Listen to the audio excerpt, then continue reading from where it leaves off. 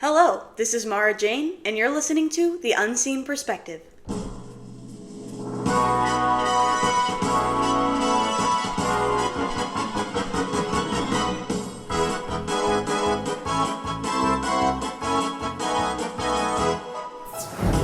Hello and welcome back to The Unseen Perspective. My name is Mara Jane. I'm your visually impaired host, and here with me today, I have a very special guest on this Feature Friday. Hello, my name is Mary Flowers, and I am Mara's best friend. Also, My neck. Ow. Sorry, keep going. I am also her visually impaired best friend. Mm-hmm. And another thing that we have in common is that we both had the same type of cancer when we were a baby. Correct. So, when I say, hello air conditioning, when I say my diagnosis day, I'm talking about the day that I was originally diagnosed with cancer. So that was June 22nd, 2006, and hers was September 11th, 2006. So we both have bilateral retinoblastoma, which is a rare form of eye cancer in both eyes. I believe retinoblastoma only affects about 1 in 1,500 kids in the United States, about 250 kids per year. So pretty rare, pretty sucky. And so we had to be treated for that in the first year of our lives, and now we kind of have all sorts of issues, and visual impairments just being one of the many things that is wrong with us. Yeah. So, do you have anything else to say about retinoblastoma? Well, it is a very unfortunate disease. Indeed. But yeah, so we figured we'd talk a little bit about that today, since it's, that time of the year again, and we'll also talk about some other visual impairment related things, and then we have a fun surprise for you at the end of the episode. So, like I said, we have bilateral retinoblastoma, which is pretty sucky, but the treatment that we had also left some side effects. So, what did it leave with you, Mary? I am not 100% sure the exact side effects because they're not as apparent as yours may be. Okay, well, I, for one, know for sure that I have, we both have visual impairments. I have high-frequency hearing loss, which is a lot suckier than it sounds. I have hypothyroidism, Hashimoto's thyroiditis. I have chronic dry eye. I used to have really weird pointy teeth. So just things like that from the chemo and the cancer alike. So it kind of makes every day challenging, but that's okay because we learn to live with it, and we're pretty cool people. I also had messed up teeth because of my chemo. Oh yeah, that's fun. Gorgeous, beautiful. Oh yeah, very glamorous. People thought I was a vampire, so fun times. Yeah. But I mean, living as a cancer survivor, obviously, it's a good thing that we survived, but there are everyday challenges that we have to deal with. So, what are some of those challenges, do you think, Mary? Well, I have to go to special doctors every year to check on everything and make sure everything is going well, which requires me to miss some school, and that's just not good sometimes. And it requires me to travel a lot and do a bunch of tests and just everything. That is something I didn't mention, is we have to see like a ton of different specialists just to make sure that we're like doing okay, and the cancer is not coming back, because we have an increased chance of getting cancer now that we've had it. Get it again. Yeah. And we always joke about like getting skin cancer, but one of these days one of us is actually gonna get it. And we're gonna be like, it's not gonna be okay. Oh, oops. But live and learn, I guess. It's fine. It's fine. But yeah, I mean, I personally think it's kind of fun to see all those doctors. It is annoying because you have to get a bunch of blood draws and MRIs and whatnot, but it's an adventure, that's for sure, for better or for worse. And we're not afraid of needles. That is true. We've gotten so many blood draws that it just doesn't even faze us anymore, which is nice, because I know people that are our age that are like still terrified of needles. Yeah, and they just don't bother me. Like, I just get stabbed and I'm like, okay. Okay, I see you. That's what you sounded like. Like, okay, draw that blood. Yas, queen. Okay. Anyways, so one of the most prominent things that we've had to deal with because of our cancer is vision loss, because the cancer affects the retina, which is what light reflects off in your eye, and then that information is supposed to be transmitted to your brain, so that's how you see things, but ours don't work right.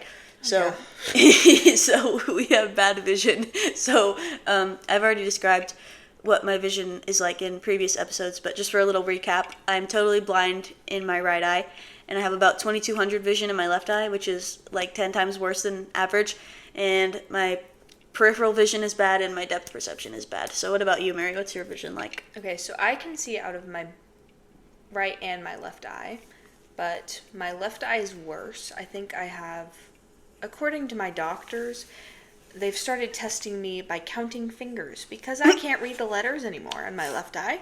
So it's probably not great acuity-wise, but my right eye is about 2200 to 2400. On a good day, it's about 2200. On a bad day, it's just not good. And I don't have any central vision, and I have peripheral vision. It's not great, but it's there. And I have no depth perception and nystagmus. Yeah, and she wears contacts. I wear glasses. Yes. So my glasses don't really help. They're mostly just for protection and magnification. So they look fabulous on you. Oh, thank you.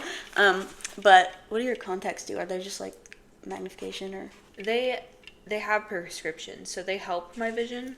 Like, I'm really blind without them. Like, it's bad.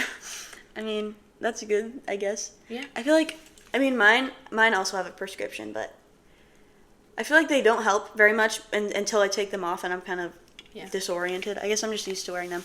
My contacts definitely help. Yeah, she used to have glasses, though. Yeah, and they were so big and heavy. They were beautiful.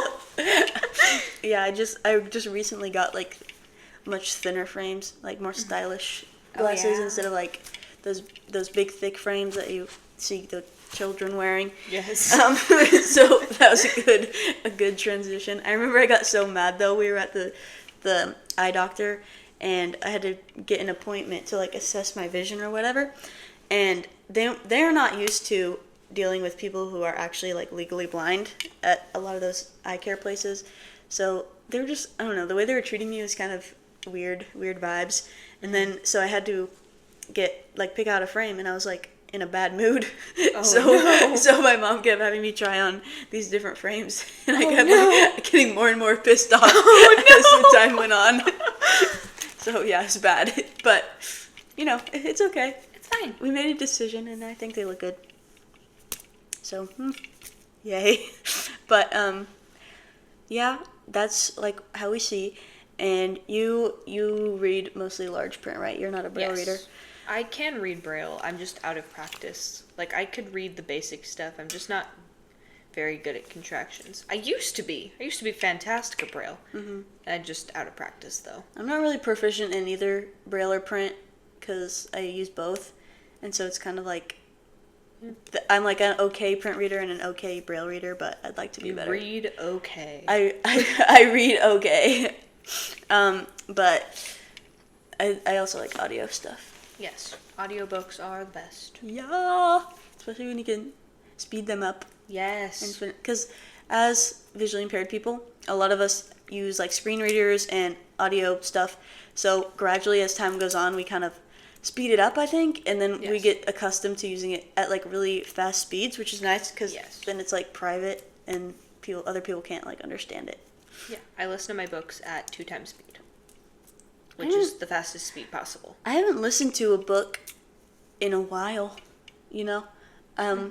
It depends on the book at what like how much I speed it up, but I've been reading more Braille lately on my Braille note, which is it's nice because you can like read in the dark quietly, but it's also... And you don't fall asleep reading. Well, not as often as you would with an audiobook. Freaking the last couple of weeks, I don't know how many times you fell asleep listening to your book. And I've woken up and I've gotten lost and you lost your book, place, yeah. And I had to restart it. Mm-hmm. That does not happen on the Braille note. Well, actually, it might, because if you're sleeping for a while, it'll probably turn off, and then it'll go back to the last known place, which is probably not where you left off. So, just don't fall asleep reading, you guys. Yeah, it's not good. Yeah. That's the moral of today's episode. Mm-hmm. But, yeah, I like it, but it's kind of slow, because, I mean, some days are better than others, but it's also with the Braille note, you have, like, just that little line of stuff, and you keep having to click through it. I like hard copy Braille, but, and you love to read, don't you? Yes, I love to read. Yeah, because you want to be an English teacher. Yes. I also love to read, but I'm not going to be an English teacher. Well, yeah, it's okay. It's okay. It's not for everybody. Definitely not. I wish you the best of luck. But, yeah, so those are kind of a few of the bigger things. There goes the lights. Those are a few of the bigger things that people would probably think about more when they learn about people with visual impairments, but there are a lot of little things that people don't think about, like eye contact, for example. Oh my gosh, eye contact. So, like, even for someone who has a little bit of vision like us, it's kind of hard to make eye contact because we have to focus really hard, and also it's kind of intimidating, I guess. Not really intimidating, but it's kind of awkward. It's not really what we're used to. Because I feel like when I make eye contact with someone, I'm like staring them down, like staring into their soul. But it's not, I mean, it's not ideal, but I genuinely don't think I'm able to make eye contact since I can't really see people's eyes. Like,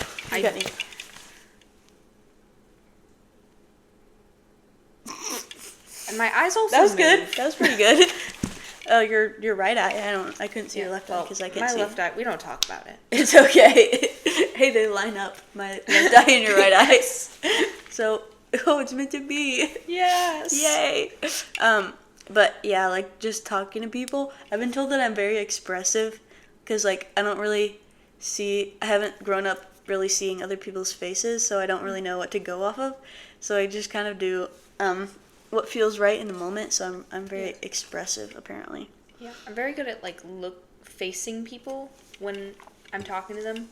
I've grown up with my TVIs and O&Ms and my parents. They're always like, Mary, face the people when you're talking to them. And I'm like, okay, I'll do that. And I'm really good at talking with my hands, too. So what do you look at when you look at them? Just their face. Sometimes I look at, like, their neck or, like, their chest or something, like, if I don't want to look at them. But, like, usually I just face them in general. Maybe look up at the sky or something. I've noticed a lot of the time when I'm talking to like really tall people, I'm too lazy to like look up into their face. I'll just like look at their chest, which probably isn't good, but it's okay. Whatever. It's fine. Especially when I'm like just talking to someone for a second. I don't like automatically think about looking up into their eyes, I guess. But some people even like if they don't know you're visually impaired, they get really mad when you don't give good eye contact. Yeah. That's interesting because we don't carry around our canes. We both have canes, but we don't usually carry them around. So a lot of people don't assume that we have visual impairments when we do weird stuff like that. So they just think we're dumb. We both pass as sighted people.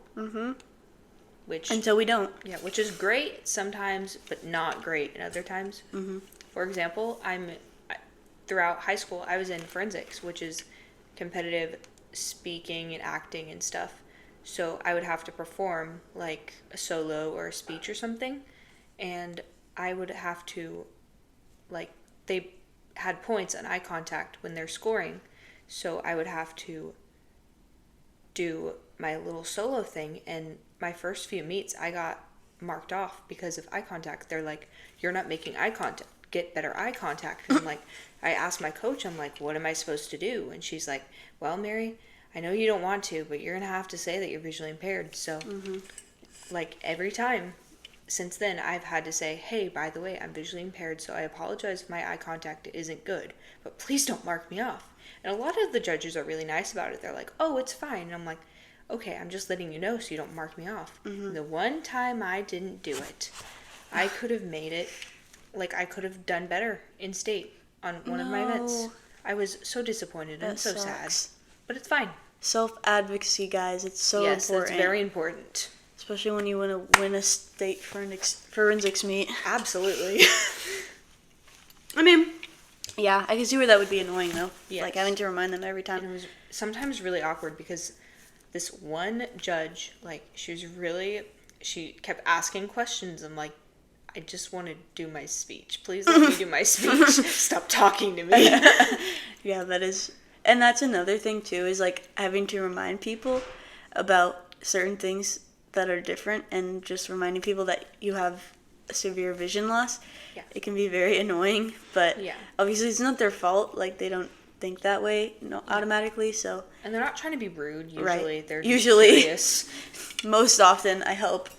But, I mean, yeah, people are ignorant, and that's fine. It's our job to educate them. I mean, I wouldn't say it's our job to educate them, but I'd say it's kind of our responsibility. Yeah. As blind people, as people with disabilities. Yeah. That's what this podcast is for. Absolutely. Water. Yes. Drinking water is also very important. Yes. So hydrate or dehydrate. Yeah. Some great advice. But yeah, I mean, eye contact in whether it's in conversations or giving speeches, like Mary said, or like just like little things. What other little things can you think about that people probably wouldn't think about? Like eye contact wise?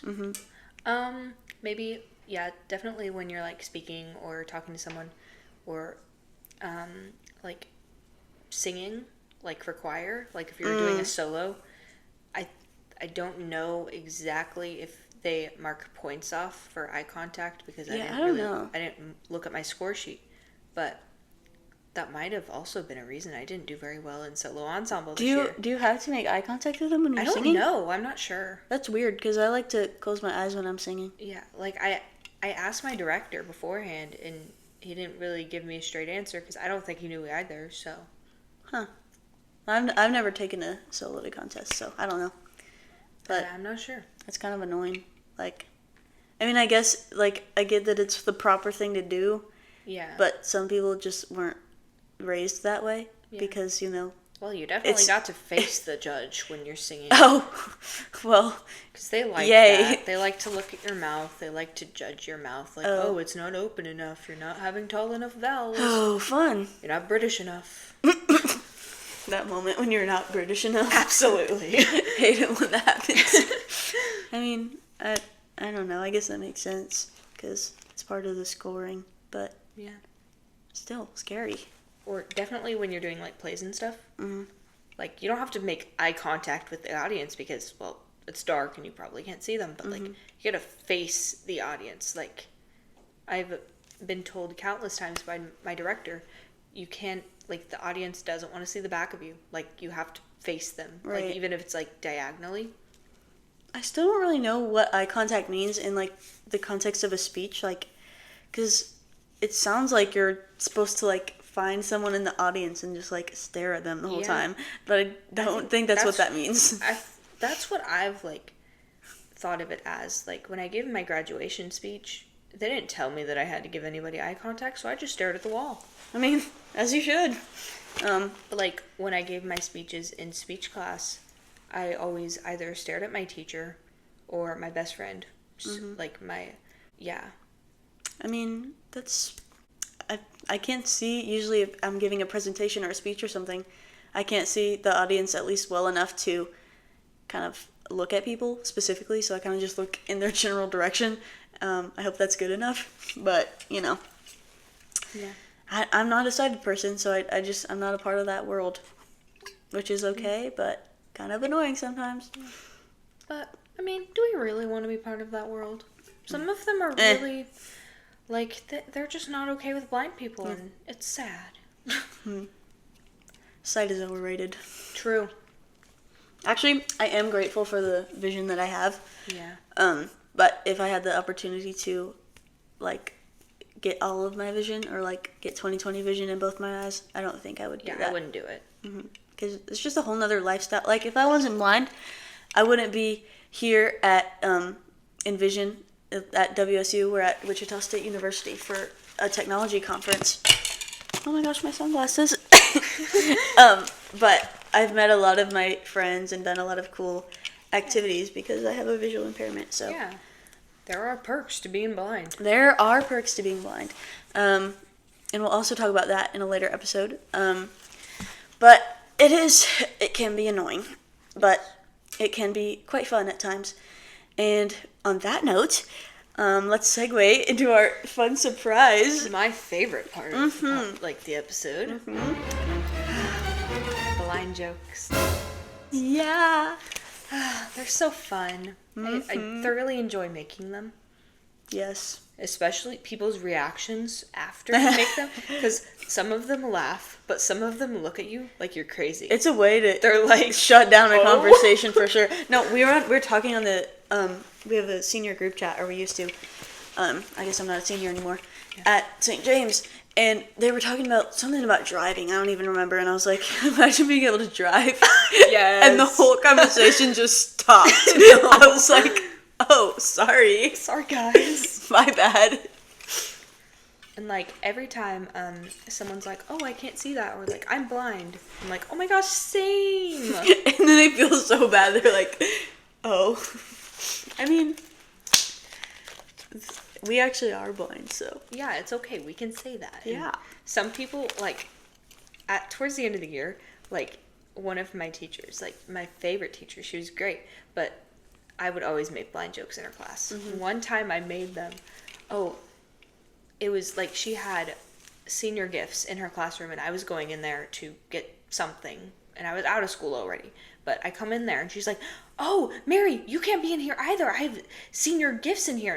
And I'm like, dude, I'm not going to be able to see them anyway. And she's like, oh, Mary, stop. I'm like, I'm not wrong, though. Yeah, it's just the truth. Yeah. But, yeah, it's such a fun, like, realm of things. Humor. Because, yeah, humor. We're very humorous. Yes. But I'll also have people, like, this isn't necessarily, like, jokes, but I'll have people get offended on my behalf for, like, no reason. Like, when I was in Spanish class one time, I think it was sophomore year, and somebody was talking about, or I was doing, like, visual braille on the whiteboard for some reason, and someone was like, oh, how does that work? Because you have to, like, feel it or whatever, which is, like, a fair concern, or, like, question. And I was like, oh, that is a weird point. And then someone else was like, don't talk about that. She'll get offended. And I'm like, no. Excuse me? Like, what? Okay. That doesn't make any sense. Like, people are always, like, so afraid to ask me questions, I feel like about my blindness. Yeah. Like, I'd rather you ask than just, like, assume things. Yeah, I love answering questions about my vision. I think it's fun. And sometimes I throw in a good blind joke in there, too. Break the ice a little. Yeah, absolutely. So they're less, like, uncomfortable or nervous about it. Like, if I make a joke about it, like, I feel like maybe it's easier to talk about. Mm-hmm. Sometimes it makes it worse, though. Yeah, I was gonna say there's no stupid questions, but as long as you're using, common sense, there's no stupid questions. But, like, do you need subtitles? Yeah, I was in 7th grade English class, and we had a sub, and we were watching The Outsiders, and she asked me, she was like, would it make it easier if I put on the subtitles? And I was like, how does that work? What? I can't read them anyway. I mean, I'm not deaf. Yeah, you can sure put on those subtitles. Mm-hmm. I won't be using them, though. I mean, like, I don't even know. Or the sign language. Do you know sign language? Gosh, yes. I had a girl sometime in middle school, was in choir, and she was asking me if I knew sign language, or asking someone, and I was like, no, and she was like, wait, then how do you communicate? And I'm like how I'm communicating now. Yeah, my brain paused. I didn't know what was happening. It was weird. Well, I broke in that moment. Understandable. I malfunctioned. But, I mean, yeah. It's, we like to, have fun with it. Because laugh or cry. That's what my mom always says. Absolutely. You gotta make the best of an unfortunate situation. Yeah. Otherwise, you're gonna be miserable. Yeah. And nobody wants that. Yeah, like, since I've started becoming more comfortable with my vision and making jokes about it, like, I've become so much more happier in my situation. Oh. Like, I can joke about being blind now, and it's fun. Mm-hmm. And I can even joke with, like, sighted people. Like, I have a couple of good friends who are sighted who feel comfortable making blind jokes around me, and that makes me happy because, like, the fact that they're that comfortable around me is just really cool. Yeah. I mean, like, obviously making fun of blind people in that sort of sense isn't okay, but if you have a friend who's blind and you, like, make a joke about it, then that's, I think, for a lot of people, that'll do more good than bad. Yeah, like, one of my closest friends from school, like, she makes blind jokes around me. Some of them aren't the nicest, but she makes them because she's comfortable making them around me. And I'm like, it's cool, it's fun, we joke around all the time. And, like, a lot of my friends from school, we would always make blind jokes and stuff. It's great. I think it's a good connection between people. Yeah, and even my teachers made blind jokes. Oh my gosh. It was so fun. Like, it allowed me to bond with them because I'd always make a blind joke, they'd make a blind joke. Mm-hmm. It's great. Oh, fun. Yeah, that's, like, all I can, I mean, there's so many things that we could put in the realm of blind jokes and blind humor. Yeah, it's a very fun area, but yeah, we call ourselves Blindies. Yeah. We had a group chat called Blindies. Whatever happened to that? I remember leaving it because a bunch of random people joined. And I'm like, I don't want to talk to you guys. Yeah, like people we didn't know. Yeah. But yeah, it was we're Blindies, and we call sighted people sighties. Yes. Actually, I started calling them regs because that's actually a freaking sunglasses. That's a reference to Star Wars: The Clone Wars, which is, like, my favorite show of all time. They had, like, these messed up clones, and, like, the Bad Batch, and they would call the regular clones the regs. And so I was like, oh my gosh, that's applicable, you know? That was a big word. I like that word. I know you do, future English teacher. Yes.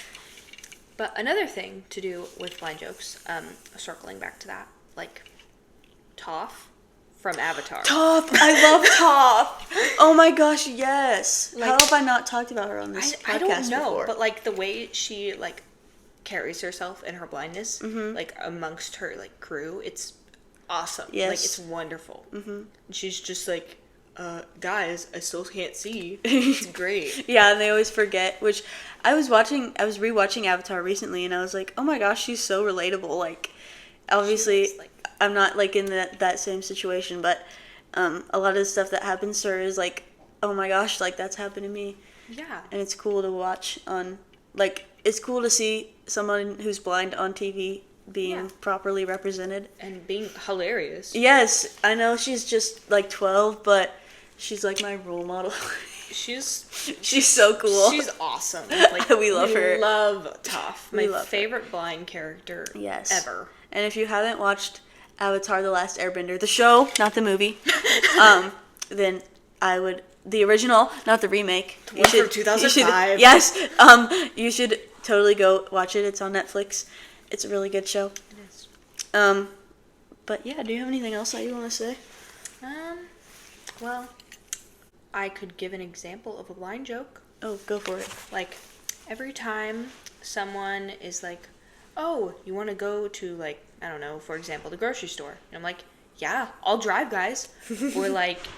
The driving jokes. Yes, the driving jokes. I joke about, hey, I'll drive. I can drive. Let me drive. Mm-hmm. Like, I joked about it at school. I joke about it all the time. Or, like, me joking about being a lifeguard. I work at a pool, and I work in the concession stand. But I'm, like, people are like, oh, are you a lifeguard? Like, one time my English teacher, she didn't ask me. She asked one of my other teachers. But my mom overheard. She's like, she asked this, and she's like, is she a lifeguard? They let her be a lifeguard? I'm like, no. Mm-mm. It's so funny because, like, people are like, oh. They get all, like, they're like, oh my gosh, I'm so sorry. And I'm like, it's fine. I don't drive, and I'm not a lifeguard. Don't worry, guys. That reminded me, something really funny happened at school. I think it was last year. had like joke Friday, so they would tell a joke on the ending announcement. Yeah, you know the story. Oh yeah, they were telling they were telling jokes on the announcements every Friday afternoon, and one of them was a blind joke. And it was so funny. Just but it was, what was it? It was like, why did the blind guy fall into the well? because he couldn't see that well. And I thought it was hilarious. But there was like issues after. I had teachers who were like worried that I got offended, and I was like, no, that's funny. Like, I mean, I'm kind of tired of people walking on eggshells around me, but I just remembered something. What? One of my teachers, like, I walk into school, I'm a little bit late, so it's like 8:05, and he's like, "Hey Mary, did you drive here?" And like my other history teacher was there, and I look at him like, wait, I was a little bit caught off guard. I'm like, are you serious? Like, I wasn't upset at all. And then I started laughing, and then later on my history teacher, he's like, "Mary, were you offended?" I'm like, oh my gosh, absolutely not. I thought it was hilarious. No, I think it's so hard for us at least, it's so hard to offend us with those kind of things. Like, those things don't bother me. Like, yeah. So like, don't be so worried about it. Don't worry. Yeah, I think they're funny. I enjoy them. We try to make the best of our situation, and it helps if y'all like try to become more comfortable. Join in on the fun. Yeah, join the fun. We wanna have you at our party, you know? Yeah. The blind joke party. Yeah. But I think that's it. Yeah. So that was a pretty fun little time that we just had. Yes. If I do say so myself. Absolutely. But thank you, Mary, for coming on the podcast. Thank you for having me. Yes, and if you have any questions for myself or Mary, you can email me at theunseenperspective2024@gmail.com, or you can DM me on Instagram at theunseenperspective2024. If you're looking for another podcast that talks about the visually impaired experience, I would highly recommend Discover Podcasting at KSSB. That's the Kansas State School for the Blind podcast. And you can find them wherever you get your podcasts. You can find us on YouTube and Spotify and, Instagram. And I think that's all we have for you today. So I hope you have a great life, and we'll see you next time. Bye.